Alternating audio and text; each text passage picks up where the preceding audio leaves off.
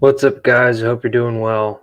I just kind of wanted to make a clarification because it's one thing that I noticed a lot of people kind of make a mistake with, I guess. Basically, just with the Fed funds rate and what it really is. And so we'll head over to the actual Federal Reserve Banks of New York and their website. Ooh, I got one of those spurs on me. The joy of living in Florida. You got like every little thing that grabs onto you. But anyways, so basically, the effective federal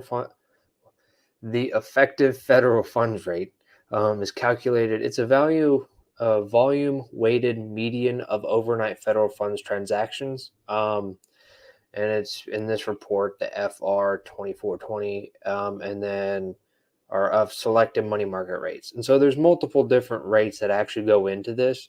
And if we scroll down to the bottom, we can see an example of these. So like there's the unsecured rates where you have here, secured rates and so on, different ways of measuring the same things, repo rates, whatever, Fed funds, or not Fed funds, the discount rate and various other things.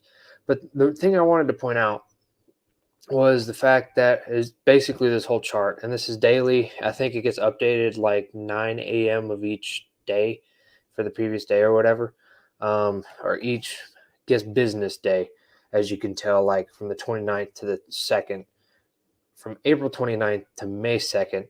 They're not on weekends. But here we see the target range that they have, the whole 25 basis points to 50, and then just kind of showing, okay, boom, 50 basis point rate hike here. The whole range gets shifted up 50 basis points. But what I really wanted to show was these percentiles, because that's really showing you where it's kind of distributed, because you have all of these different entities are lending and borrowing at these different rates and such. This is all basic, like it says volume weighted too, and so like dependent on the volume of transactions for that specific day for whatever rate you want to talk about, or I guess pertaining to this, um, it gets averaged into that. Um, Obviously weighted depending on its volume, hence the name. But and then you have the percentiles for each of these transactions. So like where does it land? And you see in the first percentile it was at 31 basis points. In the 99th it was at 45 for May 4th, right? And so um one thing to note is like, yeah, interest rates went up, or Fed funds, I guess, the target range increased by 50 basis points. But notice, okay, the 99th percentile went up 50, 75th percentile went up 50 basis points. And then same with the first, but this one wasn't. This was at like, I think it's 51 or 49 other way, I think. No, 51. Math. It's been a minute. But anyways, and I basically just wanted to point out that, okay, we notice right here the range is consistent this whole time. It's 25 to 50 basis points all the way down. But you notice in the percentiles how it changes. Like the 99th percentile here, we see is at 45, and then it's consistent for like a week or so. And then it kind of fluctuates 40, 45, 41, 45, whatever. And then 34 down here on the 15th. And we see here that, now it's in the 35s, but the target range didn't change. But this is the same percentile, right?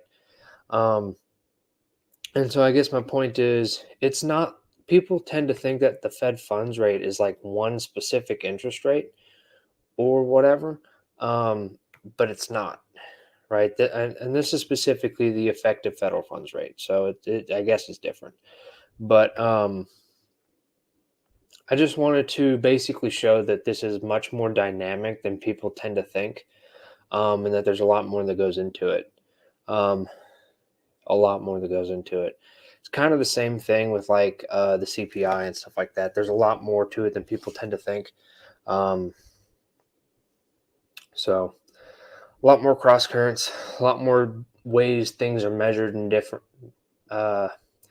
things are measured differently than they used to, and so on. It just changes, and you have to actually read the footnotes sometimes, and that can be a pain. But sometimes that nuance is necessary to actually understand what's going on.